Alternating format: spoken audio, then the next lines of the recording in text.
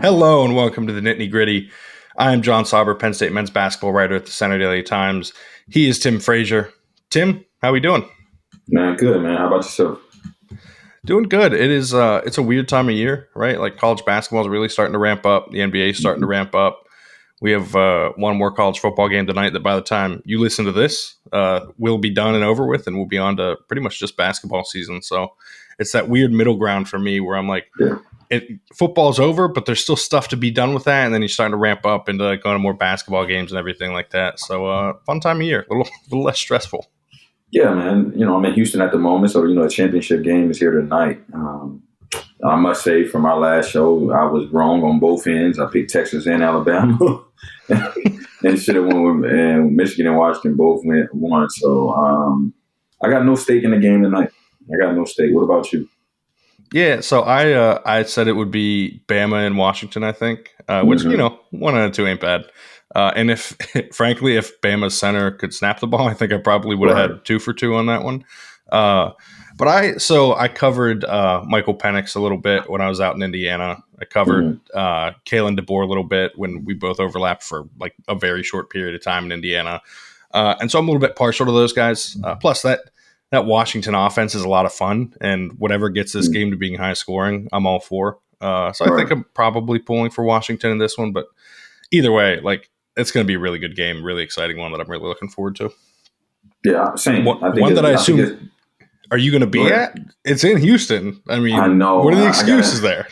I got invited to go, and for me, it's just I don't know. When you don't really have a stake in the game, for me, it's just kind of like, oh, all right. And I believe another national championship is gonna be in Houston sometime soon. Like, I don't know. I just crowded traffic.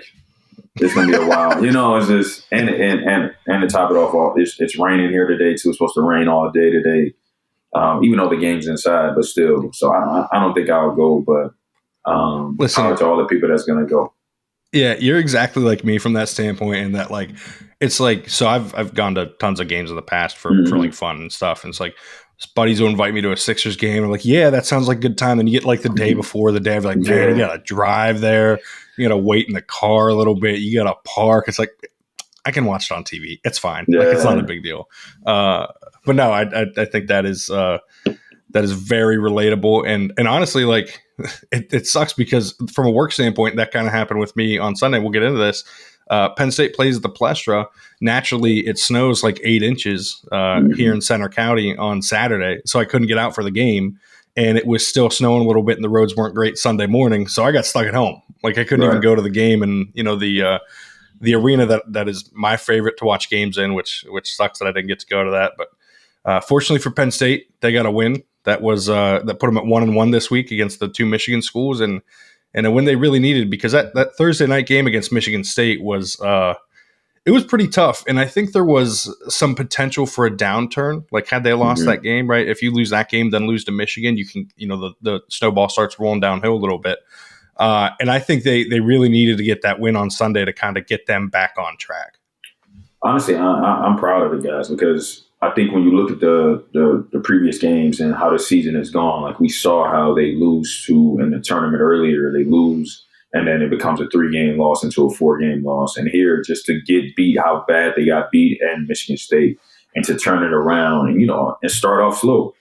They're down to Michigan, start off slow, but to ramp that up and turn that game around and to win it, man, I'm proud of the guys, man. They fought. And at the end of the day, we look at it's still early, but we look at what we always say, you got to be 500 in the Big Ten. We look right now, you're 2-2. We're, a little early, but still at the end of the day, you're still 2-2. It's funny. Yeah, I know you probably saw that. I saw someone tweet this. He said Penn State men's basketball was able to do something that the Penn State football team hasn't done in a long time, and that's beat Michigan and Ohio State in the same season. So, you got to give props to the team, especially right now. And I'm happy for them. And, obviously you want to go 2-0 as a player and as a fan, as a coach, but splitting that 1-1 and really taking care of business at the Palestra in Philly, in Pennsylvania, where, that's Penn State's, big thing. We want to recruit Philly. We want to be able to get that stuff done. So to be able to do that, go there and win in a sold out, packed arena, where like we talked about last week, how hot it is and sweaty it is, and they had the fans behind their back to be able to do that and come away and pull it a win and do it how they did it. Props to them for sure. Oh, and you mentioned, you gotta win at home in the Big Ten. Like this was a home game for them, and frankly, Right. it's the best home court advantage that they're going to have all season, and that's part of I think what really made this an important game for them to get. Because if you don't get it when you have that kind of crowd behind you against a Michigan team that is good but not great, is dealing with its own stuff that we might get into later, like it is. I don't know. It can put you behind the 8 ball real quick because the schedule does not get easier either. Yeah, they got Northwestern and Purdue coming up, and Northwestern just beat the Michigan State team that smoked Penn State on Thursday night. And like you said, it didn't start great. They were a little behind the 8 ball at first. They looked like they were kind of the same team that lost the Spartans, right? They're down by as much as 14 in the first half, and 10 at halftime, and you go into it and it's like, well, what's the answer, right? Because they're not playing all that well. They're not forcing as many turnovers as they need to. Things are a little bit too easy for Michigan on the offensive end, and then they turn it around, end up scoring a bunch off turnovers. Ace Baldwin leads the team with 25 as they need him to, and I think that is going to be an important development the rest of the year, right? Because we've seen Kanye Clary has been the leading scorer most of the season. We haven't seen Ace is not like some prolific scorer or anything like that. You know what I mean? He's not going to go out and average 20 a night or anything like that. But they need him to have these kind of nights where he can get 20 to 25 when the team just kind of doesn't have it in other places. And I think they got it Sunday, and they're going to need it in other big moments the rest of the year too from him. Curious, is just a thought that just crossed my mind. You look at it as like, I wish that we had the analytics guy or whatever guy we could talk to in their earpiece and they can look this up. You know how they do it on TNT and all the TV shows. That's right. But it's like you want to know, like, what's the record when Ace is the leading scorer of the team? Yeah. Because, yes, Kanye is obviously not trying to take away from Kanye what he does, but he has been, the leading scorer for most of the season, and as far as that goes. But what's the record when Ace is the leading scorer? Because I think if we look that up, I think they're probably undefeated when he's the leading scorer when it comes down to it. That maybe that might be the secret to what's needed. Not saying that we don't need Kanye Clary to score, because obviously we need him to score to even stay in the game and be there. But when Ace is on, he's scoring as well as facilitating and having big games like that. I'm sure they got to have a high win percentage. Well, and it's not just that either, right? It's shows or not just. I don't want to say it's not just that. It's what comes behind that too, right? It means usually when you have Ace involved offensively, it means he's really putting it out there defensively, right? Because it means he's getting points in transition, because he's forcing turnovers at the point of attack, and he's getting to the free throw line. Yep. Yeah, and they need that out of him. And you mentioned it just anecdotally from the last 2 games. He puts up 25 against Michigan, they win. He puts up 2 against Michigan State, and they get destroyed. There's a through line here in how he performs and how they perform. The one game that comes to mind that they didn't win, where he put up a lot of points, is the VCU game. VCU game, yeah. And you can kind of explain that away, because it's like, of course, he's trying to, you know what I mean, put it out there against his old team, right? Like he's trying to be that leading scorer in some sense, and I think we kind of saw that. Plus, Kanye goes out with an injury, so you're not playing with your full complement of guys. So, but yeah, I think him getting to 20 plus points, him getting to 15 plus points, is really important for this team, because he's only hit that mark of 20. And looking at it now, twice this year, Michigan and VCU, right?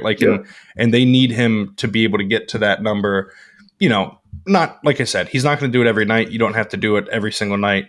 But they play better when he plays better, right? And they need that to be the case more often, and they need him more engaged defensively. Because the other part about that is with the press, when the head of the snake isn't putting it all out there, isn't going full bore, it makes the rest of the press difficult, because if you don't have the guy on the ball defending all out, then everything can fall apart behind him pretty easily.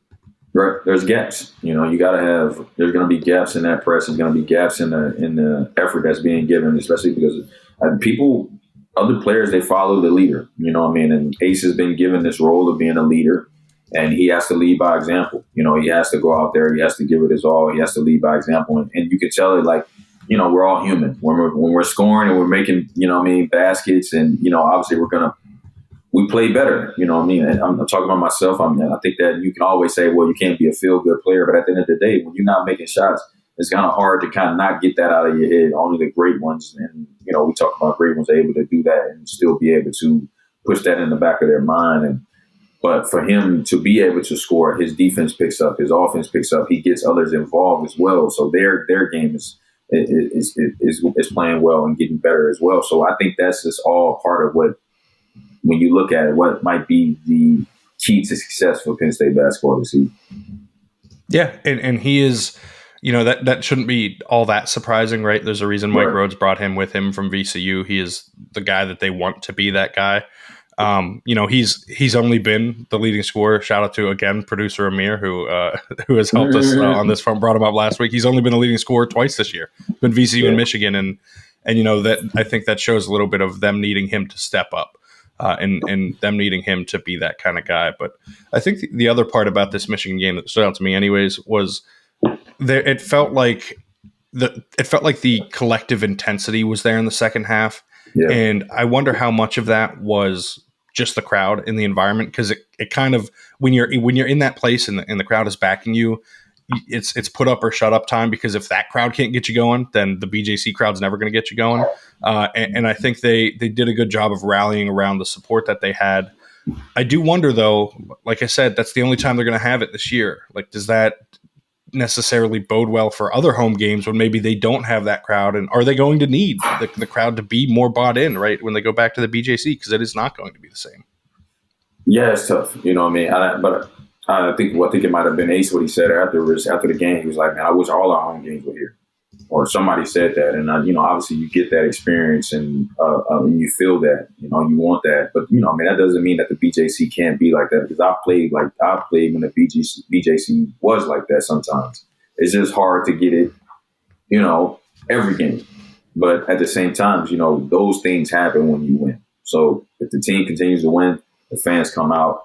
I don't know if they still got to do the $1 dog nights and all that other stuff to get more fans, but that's what happens. And again, winning helps and solves most of the problems when it comes to talk to sports. So for that, I know you won't be able to get the same intensity as the Palestra, because that is just like you mentioned earlier, just a historic venue in all of Pennsylvania and just even the United States as well. So I don't know if you can get that, but I think you can get something like that, especially at the BJC.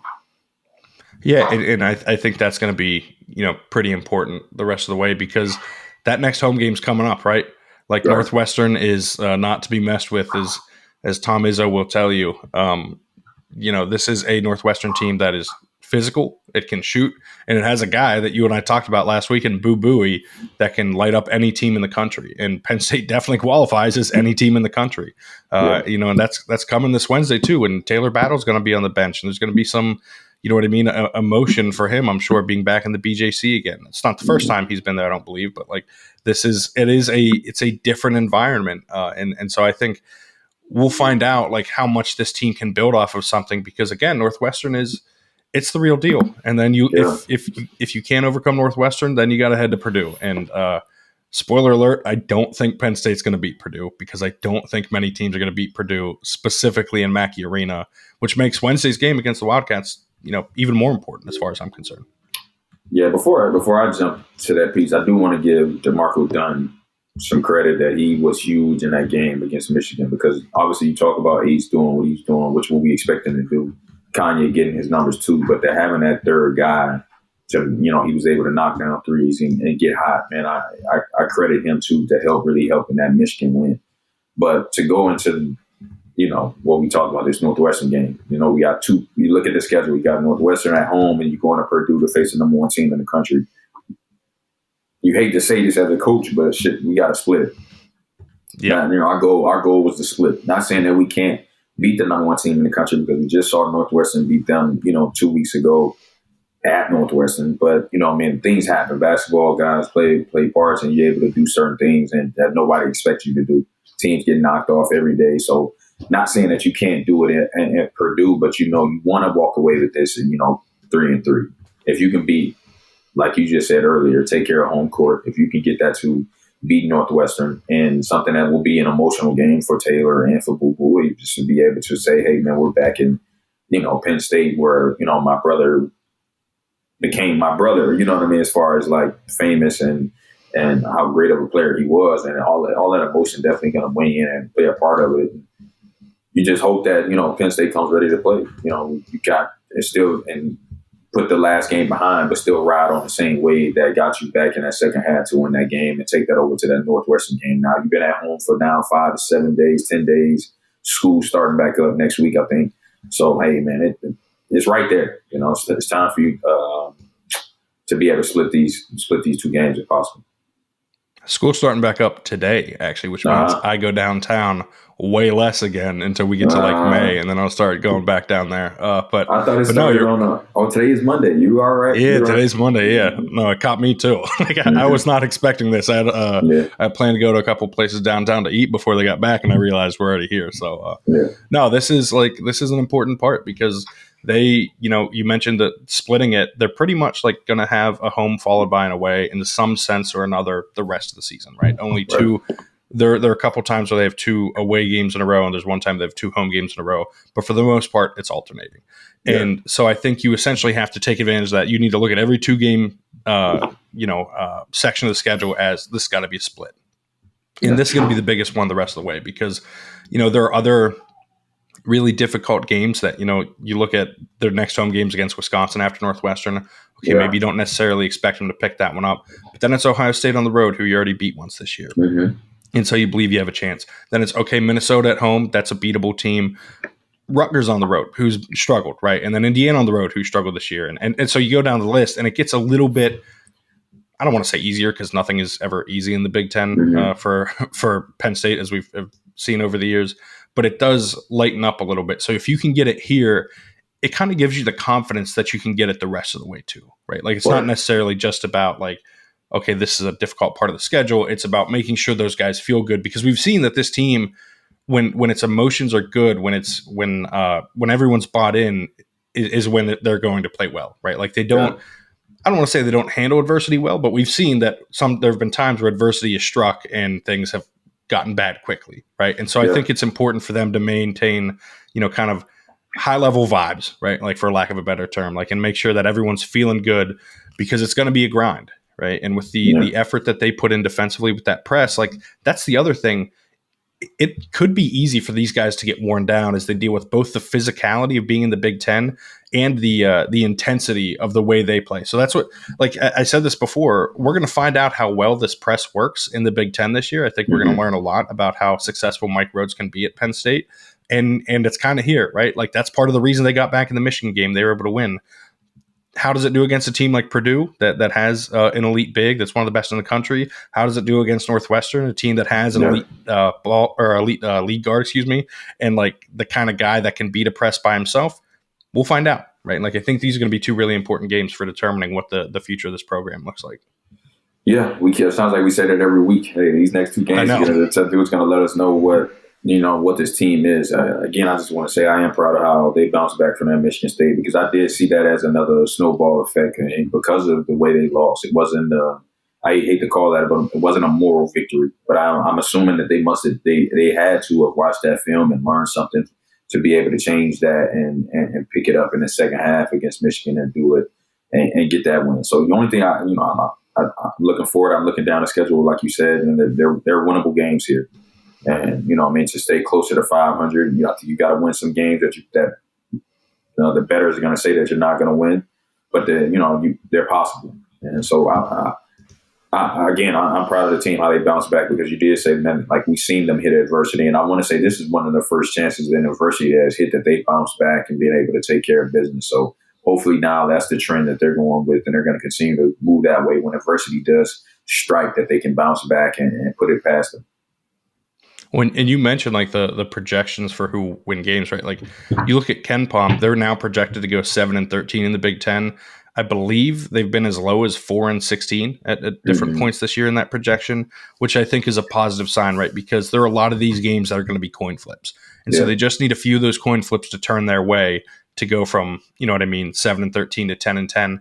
Now, oddly enough, I don't know that 10-10 gets them to the Big Ten tournament. Usually you get to 500 and you're there. But because of the non-conference struggle, was suddenly you're at 16-15, and that's not an NCAA tournament team, right? And you need to play well in the Big Ten tournament. But I do think, if they can take care of business against teams like Michigan, if they can take care of business against teams like Indiana, Minnesota, Rutgers, even a team like Maryland that is has been struggling this year, that they play to end the regular season. Who knows how Maryland will be playing at that point? If you can beat those kind of teams, like, you can lock up an NIT bid. And I think that's something we talked about in the preseason. I think an NIT bid is a success in year one, right? Like, that is given all of the turnover, given all the changes on the coaching staff, given the having to build a new culture and everything. Like, I think that's a major success. And I think that's a realistic benchmark to set at this point. Now, they fall short of that, then I think it's fair to start asking questions about where things went wrong. They fall really short, and it you know what I mean? It ends up being what it looked like a couple weeks ago. Then you and I will start asking even more questions about what this is supposed to look like and how it's going to go. Yeah. But for right now, like, they're in a good spot. I know 7-13 as a projection doesn't sound like a good spot, and you and I talk about splitting and everything. But I think when you are one of the, I don't know, probably 3 or 4 bottom teams of the Big Ten, you should be shooting for like that 7-8 win mark, right? And then you build on it for next year. You mentioned this a few episodes ago, building on those vibes to make sure that, the 23 or the 24-25 season is even better, because you're not, you know what I mean? Everyone's more comfortable with each other. Everyone is more, you know what I mean? They're more in sync. The culture is set and guys know what the expectation is. And then suddenly you can take off in that second year rather than falling back, or, like, you know what I mean? The NIT becomes like, this is what's expected again. Right. I agree 100%. Again, not trying to look too far down the line, but that's our job to do that. For them, they just got the next game, and that's Northwestern. So again, just for them to focus on the next game at hand, and if they take care of that one, then focus on Purdue and go out there and shock the world. That's the only thing you can say. I said that when they went to Michigan State, but now you get that's the good thing about the Big Ten. You get another opportunity. Now it's even a better opportunity to shock the world, because there's not going to be anybody that's going to believe you that you're going to go in there at Purdue, besides the people in the locker room that think you guys can go in there and beat them. So, but first and foremost, they got to take care of Northwestern, and that's a winnable game. Like you said, they got a lead guard. I think Penn State has 2 lead guards, and with Aces established himself in the A10, and even now, and then declare his emergence. So it'll be fun to watch that battle. I'm looking forward to obviously the defensive ace and what he brings, and those guys and against Taylor's brother and Boo Booey, and what he's going to bring, because there's going to be a lot of this going on, and it'll be a fun matchup to see who's going to be victorious in that side matchup of the guards going against each other. Yeah, no, I'm with you. I think that's kind of the key point for how that game goes. And we mentioned like that family aspect. There was some of that at the Palestra too on Sunday, right? Mm-hmm. There was Penn State assistant Jimmy Martelli was coaching against his dad, Phil, who, of course, longtime St. Joe's head coach. A lot of connections there. That game that actually got set up because Mike Farrelly, who was on staff with the previous regime under Micah Shrewsbury, helped set that up against Michigan. Mm-hmm. Of course, played under Phil Martelli at St. Joe's. And Phil Martelli was actually the head coach for that game, which I think is very interesting, given that Juwan Howard has been, how do I put this? It hasn't gone as well, I think, as Michigan fans expected, right? Like we talk about, you mentioned they beat Ohio State and Michigan, something that Penn State hasn't been able to do in football, and basketball does it in Mike Rhodes' first year. And I think part of that is the expectation. I'm curious, have you ever had a situation like that where there is someone either not necessarily family even, but someone that you're that close with, right? That is going across from you in like a very real moment. I'm not talking like pickup or whatever. Like I'm talking like this is like Phil Martelli on some level was helping coach for Juwan Howard's job, right? Like they're trying to maintain what they've got there and keep that staff intact. Meanwhile, Jimmy Martelli's on the other side as an assistant, kind of like when they beat Phil Martelli in Michigan, it's kind of putting his dad's job status in a little bit of jeopardy. You know what I mean? Like this is a very real thing where I'm sure the emotions of it have to be incredibly high. I'm trying to think. I don't know if I had something as serious as that as like family, but I don't know. The first thing that pops in my mind is me going up against two like my friends, in the NBA. Like, Dame and I became very, very close, and he was huge in my development in my first couple of years in Portland. And then I leave and I go to New Orleans. And I remember the first game, like against each other. It was like, I don't want to call it emotional, but it was like, man, it was a battle. Like you can pull it up on the clips, like, and like I'm fouling him hard, like it's going over. I think one time I had an and one and I like stepped over him, like it was. And meanwhile, this is my brother, like still to this day. So I think that's the only thing I can kind of just remember that. And like, hey, man, we're battling against each other during this game, and then afterwards, it's kind of like, man, wish you nothing but the best. Let's touch, you know what I mean? You guys got to get this next one. You got to get in the playoff hunt. We're trying to do all that type of stuff in. But at the end of the time, during that time, it's kind of like, hey, this game means more just us as in battling against each other than it does necessarily the outside looking in. And I'm sure that's how it was between his son and father. Like, yeah, they want to win, not necessarily if it's bragging rights, but hey, you do want to win that game so you can be like, hey, man, I won the game later on down the line to be able when you're having a drink or something or at dinner. But it is weird because when you talk about Jon and, that job security that's going on over there, if he has it, if he's losing it, and then, as a son to come and kind of win that battle is kind of up in the air. You don't want to hurt your dad, but at the same time, you have to do what's best for you and the team at the moment. So it's a weird situation, but I think you kind of look at it as when we step on the court, in between the lines, it's me against you, you against me, and then afterwards we're family, and that's how I've always looked at it when I played against old friends, teammates, or even guys that I've been very, very close with.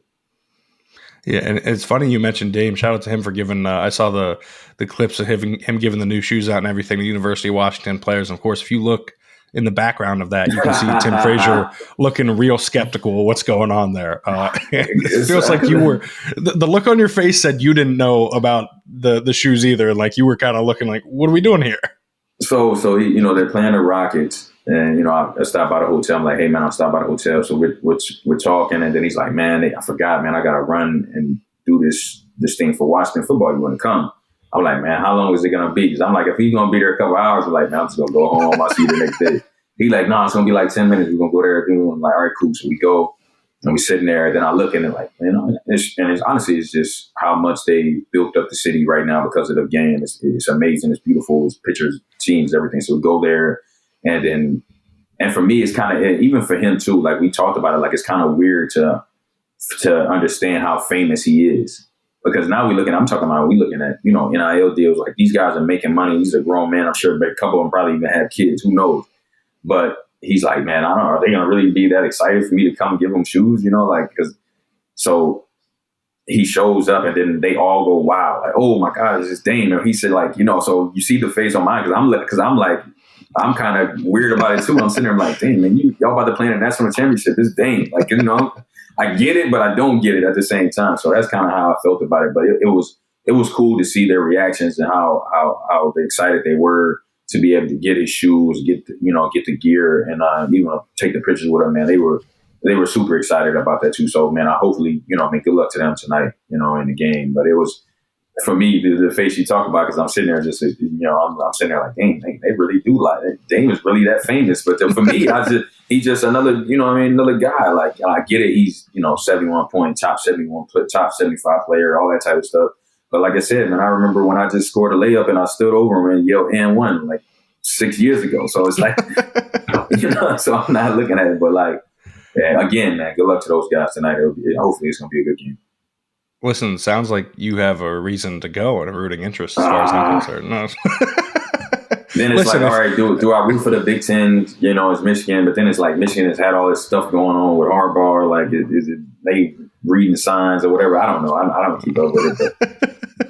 But I'm like you. I'm a fan. I just want it to be a good game. I think the two games before or last week were good games. The Texas-Washington was a good game. Yep. Alabama-Michigan was a good game. You just want a good game. You hate to see a championship be a blowout. Last year. Right. Exactly. Last year when Georgia blew the doors off TCU, wasn't close for a second of that game. Right. But no, I'm with you. Can vouch for the shoes too. Have several pairs of Daymates. Very comfy shoe. Great shoe. Great basketball shoe. Yeah, funny story about that before we move on, John. So when I was in Portland, Dame and I wore the same shoe. Same size shoe. Right. So, at the time, he would get 2-3 pairs and I would just go in there and take a pair, literally. So I've been wearing his shoes for, throughout my whole career. And at this time, like later on down the road, I'm playing for the Washington Wizards at the time. And I'm with Adidas But all I wear is Dame, so I would just get my package of shoes. So I got a package of shoes, like his new shoe that came out, and I got it. And I'm thinking like, hey, since I got it, everybody's got it.